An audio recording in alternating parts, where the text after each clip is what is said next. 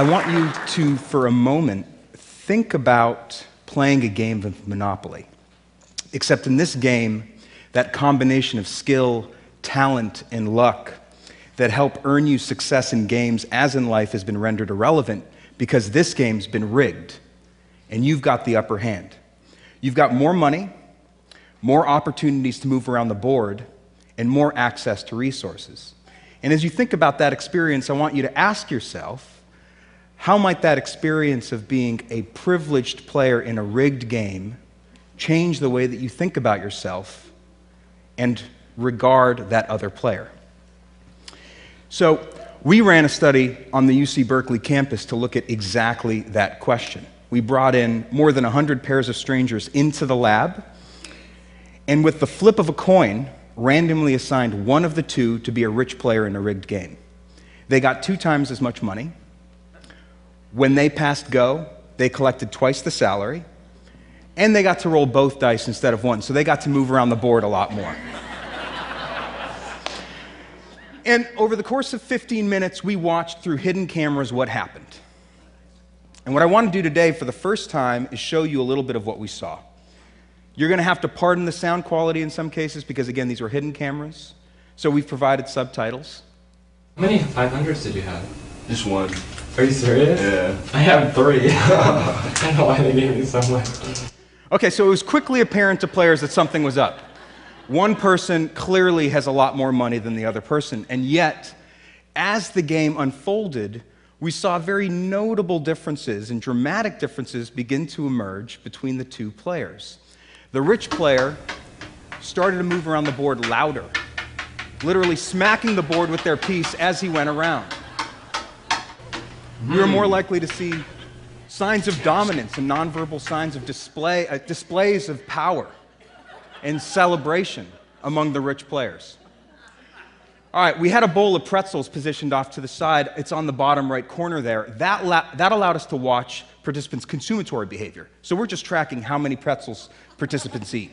Are those pretzels a trick? I don't know. Okay, so no surprises. People are on to us. They wonder what that bowl of pretzels is doing there in the first place. One even asks, like you just saw, is that bowl of pretzels there as a trick?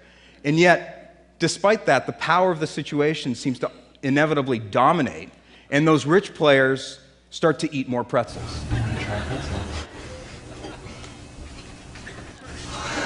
I love pretzels.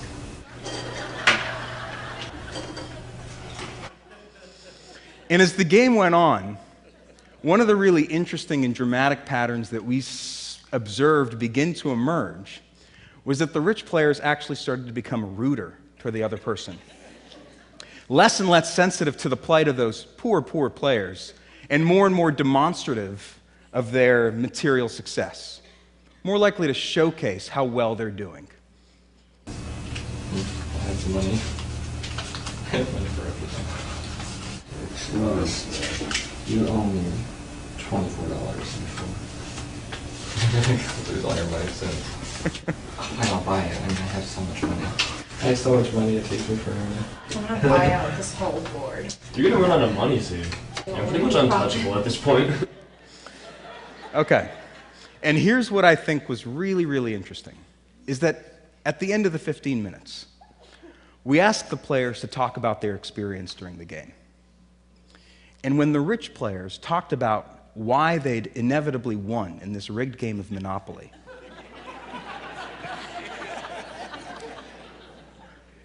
they talked about what they'd done to buy those different properties and earn their success in the game. And they became far less attuned to all those different features of the situation, including that flip of a coin that had randomly gotten them into that privileged position in the first place. And that's a really incredible insight into how the mind makes sense of advantage. Now, this game of Monopoly can be used as a metaphor for understanding society and its hierarchical structure, wherein some people have a lot of wealth and a lot of status, and a lot of people don't. They have a lot less wealth, and a lot less status, and a lot less access to valued resources. And what my colleagues and I for the last 7 years have been doing is studying the effects of these kinds of hierarchies.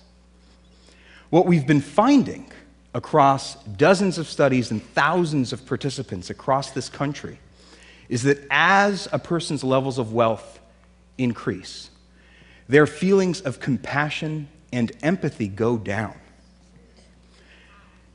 And their feelings of entitlement, of deservingness, and their ideology of self-interest increases.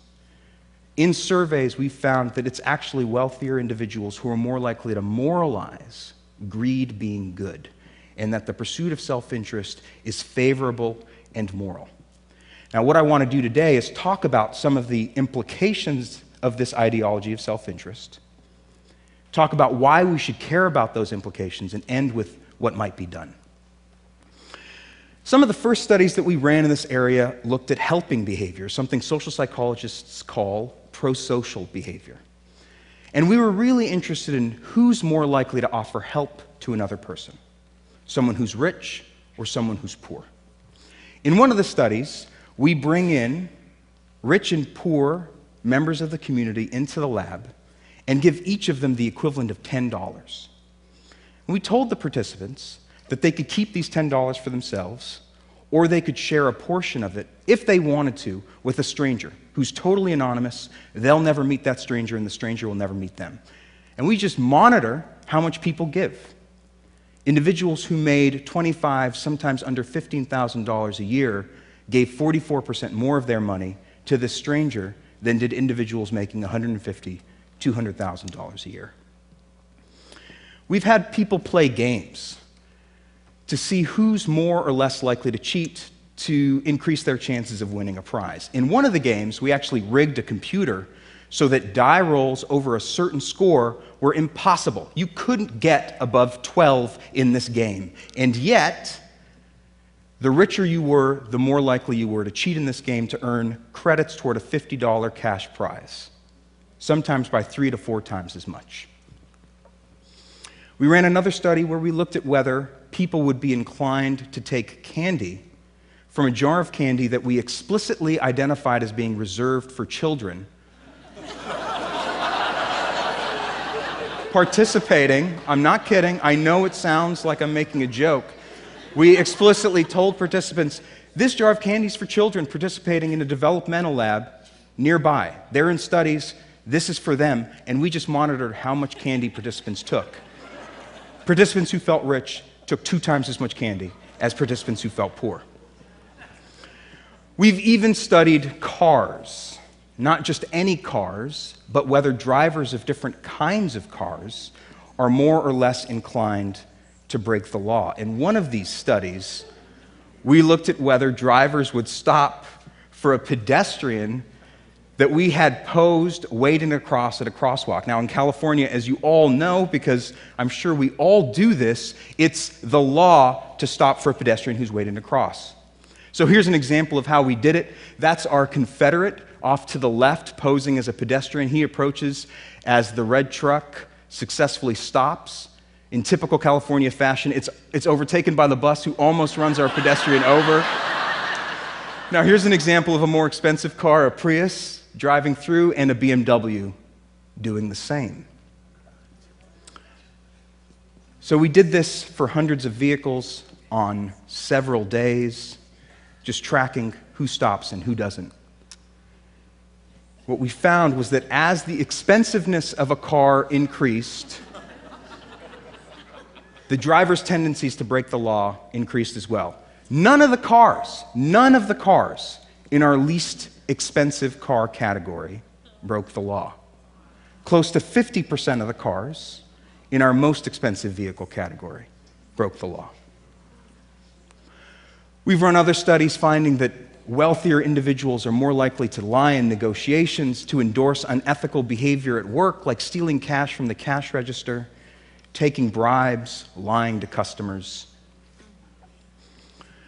Now, I don't mean to suggest that it's only wealthy people who show these patterns of behavior.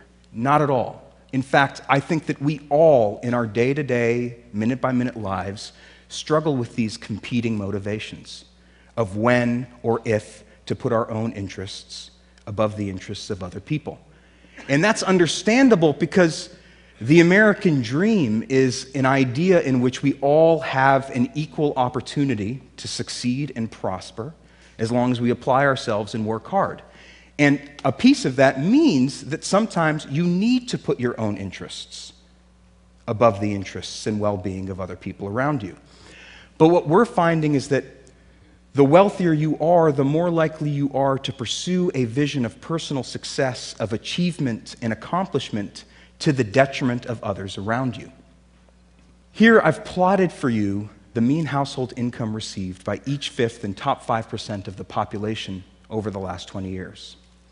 In 1993, the differences between the different quintiles of the population in terms of income are fairly egregious. It's not difficult to discern that there are differences. But over the last 20 years, that significant difference has become a Grand Canyon of sorts between those at the top and everyone else. In fact, the top 20% of our population own close to 90% of the total wealth in this country. We're at unprecedented levels of economic inequality.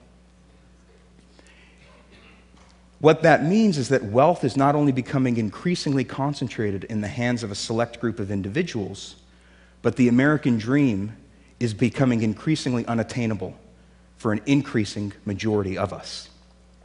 And if it's the case, as we've been finding, that the wealthier you are, the more entitled you feel to that wealth, and the more likely you are to prioritize your own interests above the interests of other people and be willing to do things to serve that self-interest, well, then there's no reason to think that those patterns will change. In fact, there's every reason to think that they'll only get worse. And that's what it would look like if things just stayed the same at the same linear rate over the next 20 years. Now, inequality, economic inequality, is something we should all be concerned about, not just because of those at the bottom of the social hierarchy, but because individuals in groups with lots of economic inequality do worse. Not just the people at the bottom, everyone.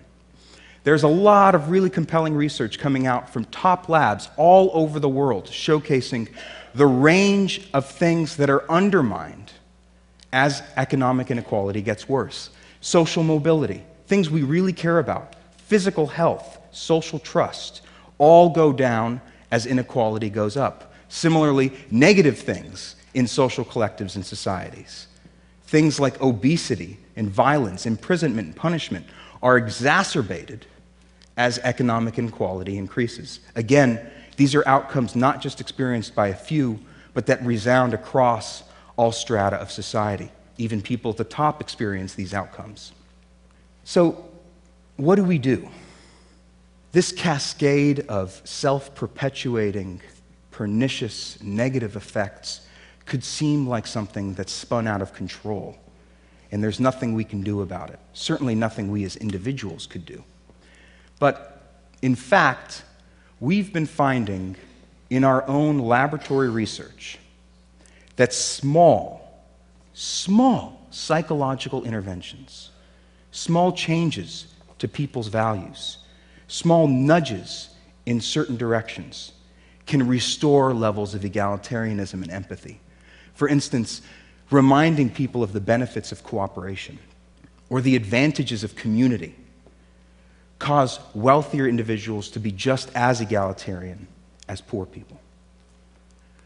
In one study, we had people watch a brief video, just 46 seconds long, about childhood poverty that served as a reminder of the needs of others in the world around them.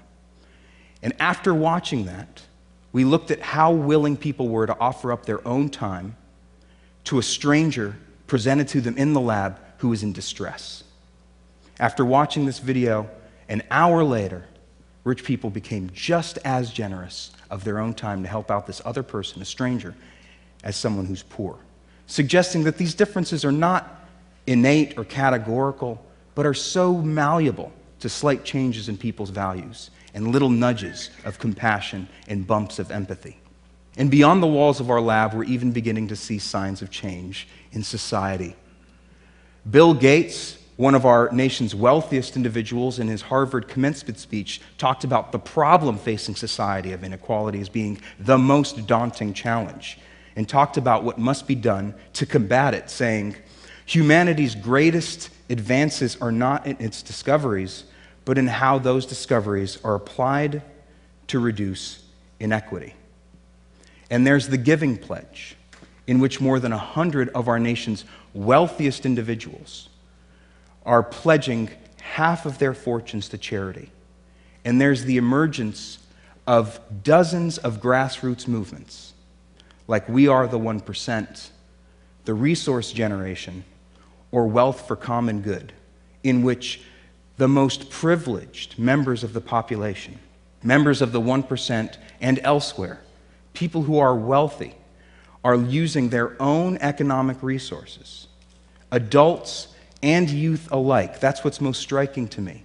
Leveraging their own privilege, their own economic resources to combat inequality by advocating for social policies, changes in social values, and changes in people's behavior that work against their own economic interests, but that may ultimately restore the American dream. Thank you.